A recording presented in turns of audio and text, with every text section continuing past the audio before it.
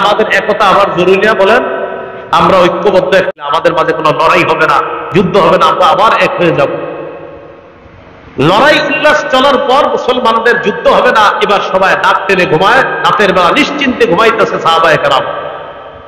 ওই যে আপনার মুসলমানদের শত্রু তৃতীয় পক্ষ আব্দুল্লাহ ইবনে সাবার গোষ্ঠী চিন্তা করলো সর্বনাশ, বিচার হওয়া মানে আমরা শেষ হওয়া। রাতের মধ্যেই কিছু একটা ঘটাইতে হবে। কি? আব্দুল্লাহ ইবনে সাবা পরামর্শ দিল, এক কাজ করো, তোমরা আজকে রাতে গিয়ে আম্মাজান আয়েশা সিদ্দিকা যে তাঁবুতে আছে ওই তাঁবুতে হামলা করো। আচ্ছা বলেন তো, আম্মাজানের তাঁবুতে হামলা হলে সন্দেহটা কার উপর যাবে? আলী রাদিয়াল্লাহু তাআলা। রাতের বেলা আব্দুল্লাহ ইবনে সাবার গোষ্ঠী গিয়ে হযরত আয়েশা সিদ্দিকা রাদিয়াল্লাহু তাআলা আনহা এবং আমিরে মুআবিয়ার তাঁবুর উপর হামলা চালাইছে। আম্মা জানের তাঁবুতে হামলা চালানোর পর রাতের বেলা চিল্লা চিল্লির ঘোষণা হয়ে গেল, হে আলীর দল হামলা চালাইছে। আসলে আব্দুল্লাহ ইবনে সাবার মধ্য থেকেই, ওই গ্রুপের মধ্য থেকে এই চিল্লানি রাতের অন্ধকারে। কে কারে আর দেখে, অন্ধকারের মধ্যেই লড়াই শুরু, কঠিন লড়াই। আম্মা জান ওটের উপরে বৈশা আছে, আম্মাজান যতক্ষণ বসা ততক্ষণ লড়াই চলতেছে। কারা? দুই গ্রুপ, একজন মুসলমান, পরের গ্রুপ যারা তারাও মুসলমান, অর্থাৎ পক্ষ এরাও মুসলমান, প্রতিপক্ষ এরাও মুসলমান। কি আশ্চর্য কথা! মুসলমান মুসলমানের সাথে লড়াই চলতেছে, তৃতীয় পক্ষ সাবাই গোষ্ঠী হাসাহাসি করতেছে। এরা কিন্তু আছে আড়ালে, এরাও লড়াইয়ের মধ্যে আছে আর কি, কিন্তু এরা খুব সতর্ক। আম্মাজান আয়েশা সিদ্দিকা যখন ওটের উপরে বুদ্ধি করে, আম্মাজান আয়েশা যে ওটের পা, এই পায়ের মধ্যে একটা তীর মারছে। ওট যখন বসে গেছে, আম্মাজান বসে গেছে, যুদ্ধ বন্ধ হয়ে গেছে। ওটকে আরবিতে বলা হয় জামাল, এই জন্য এই যুদ্ধের নাম জঙ্গে জামাল। কি নাম? জঙ্গে জামাল, মানে ওটের যুদ্ধ। যুদ্ধ বন্ধ হয়ে গেল। যুদ্ধ বন্ধ হয়ে যাওয়ার পর আম্মাজান মক্কায় চলে গেলেন।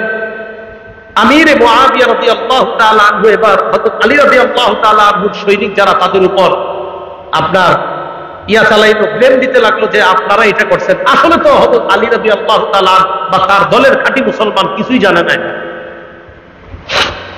ইতিমধ্যে আমিরে মুআবিয়া আলী রাদিয়াল্লাহু তাআলা আনহুর মাঝে মোটামুটি একটা ইখতিলাফ শুরু হয়ে গেল। এই ইখতিলাফ আপনার শুরু হওয়ার পর এই ইখতিলাফ গিয়ে পৌঁছে কোন পর্যন্ত?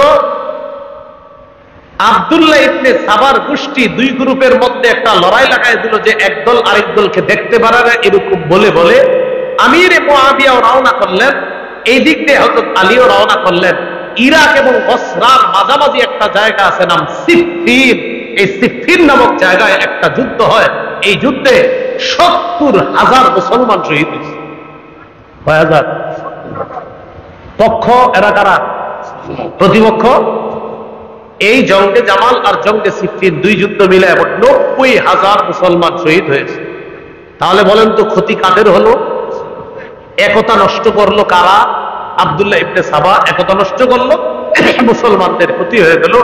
এই যে ক্ষতি শুরু হলো, আজও পর্যন্ত মুসলমানদের সেই একতা এখনো পর্যন্ত ফিরে আসে নাই। তো মুহররম মাস আসলে, যদিও ইমাম হুসাইন রাদিয়াল্লাহু তাআলা আনহুর মর্মান্তিক শাহাদাত, সেই লম্বা আলোচনার দিকে আমি যাব না। কারবালার ঘটনা, ওই ঘটনা আপনারা কম বেশি শুনে থাকেন, শোনেন যে কি কি কারণে কারবালার ঘটনাটা ঘটেছে। আমি শুধু এতটুকু বললাম, আমাদের একতাটা বুদ্ধি দিয়ে নষ্ট করলো। এরপর আমাদের এই যে ক্ষতি শুরু হলো, আজও পর্যন্ত এই ক্ষতি চলছে। শুধু কি চলছে?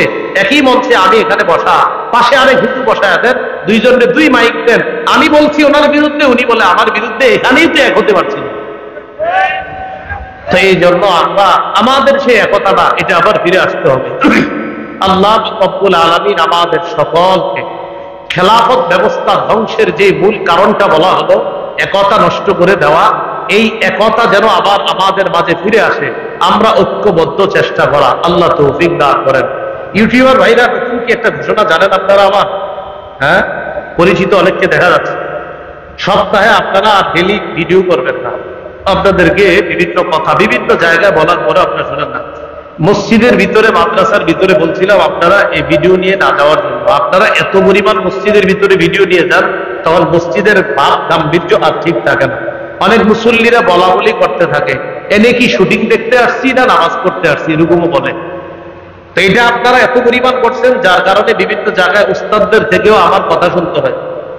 এই কারণে আপনাদেরকে আমি বলেছিলাম আপনারা প্রতিদিন আর ভিডিও করবেন না। অলরেডি আপনারা, আমি জানি, আমার সংবাদ পেয়েছেন, প্রতি সপ্তাহে শুধু রবিবারে কোনো মাঠের মাহফিল থাকলে সেটা রেকর্ড করতে পারবেন।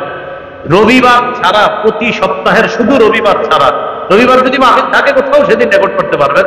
যদি মাহফিল না থাকে এছাড়া অন্য কোনো দিন মেহেরবানি করে আল্লাহর হস্তে যায় না। যদি বলেন বাদরতে আসেন মঞ্চে, আমি বাদরে বলি, তাদেরকে তো ভালো অন্যভাবে বললে হয় না, আজকে বাদরেই বলে আসেন, এরপর আপনারা যাবেন।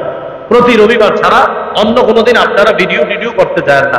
আজকে আমি সুন্দরভাবে বলছি, অন্যদিন আমি বলবো কিভাবে, কর্তৃপক্ষকে বলবো আপনারা খোলেন, তারপর মঞ্চে উঠবো। আর কর্তৃপক্ষ যখন দেখবে আমি মঞ্চে আসি না, এরা খুলতে পারতো, সেই জন্য আপনারা এটা করবেন।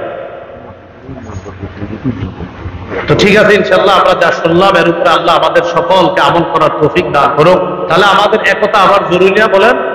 আমরা ঐক্যবদ্ধ